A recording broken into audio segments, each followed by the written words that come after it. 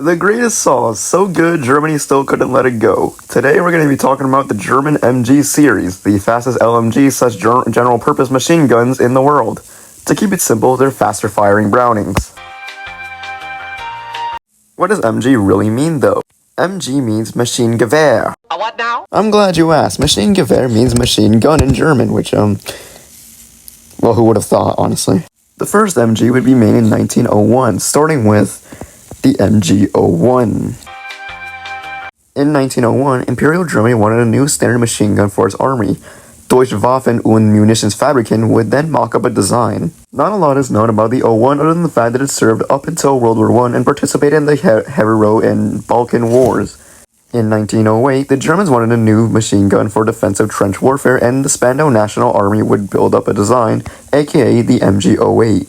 The 08 would feature a fire rate of up to 500-600 rounds per minute, and was based off the British Lewis Maxim machine, or built in response to it, I don't know. Plenty of MG-08s were built. Sources say 72,000 were built by World War I, maybe 172,000 if we include both the 08-15 and 08-18. Both of these versions were portable versions of the normal MG-08 heavy machine gun. By 1929, Germany needed a new machine gun, thus the MG-34 was made. The MG-34 was made to be the first general-purpose machine gun, and the 34 was used for many things, such as infantry use, vehicle use, Tiger and Panther tanks for example, and anti-air. The MG-34 had a fire rate of up to 800 to 900 rounds per minute, and the MG-34 had a 7.92mm rifle cartridge, and either had 50 round or 250 belt mag for heavy machine gun purposes or light machine gun purposes. The 34 had many problems though, first of being, dog, this shit was expensive, $125 to $131. Jesus! It was also really complicated and prone to getting jammed by simple dirt and dust. At least the grease gun had a simple dust cover using a piece of metal. The 34 also had a complicated trigger mechanism, where the trigger had many parts to select the fire, which is auto or single shot, and even overheated heavily. By 1937, the German army already wanted a replacement, and by 1942, the MG-42 entered production.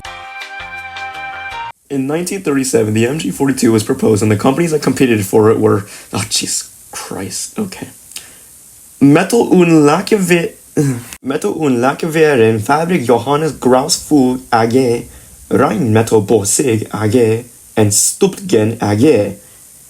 Jesus Christ, I hate German names. The winner ultimately went to Grausvogel AG, and many companies would share the design, including Mauserwerk, Gustav Werks, and Steyr. The MG-42 was made as a replacement to the 34 and had a faster fire rate. For reference, the 34 fired between 800 to 900 rounds per minute, meanwhile the MG-42, 1,200 to 1,500 rounds.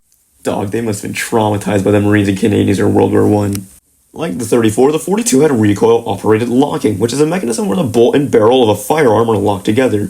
This in turn pushes the barrel and bolt backwards together when firing for a short distance, and during that time the bolt will then separate from the barrel, allowing the spent casings to eject.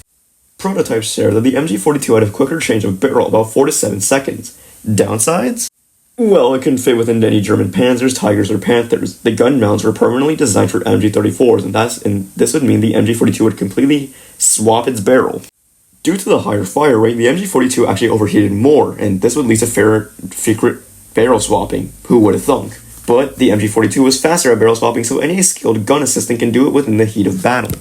German gunners are trained to fire up to 5 to 10 rounds bursts, and 15 if well aimed, to reduce the chances of overheating and ammunition conservation. The MG-42 would make its way into some vehicles though. It was only 2, that being the FW-190 and the BF-110. However, they were probably improvised to be in. The MG-42 would see action up until 1945, where it would finally be retired and the Bundeswehr would replace it with the rechambered MG-1.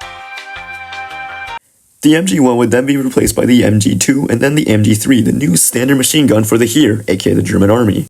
The MG-3 would feature a slightly slower fire rate, up to 1,000 to 1,200 rounds per minute.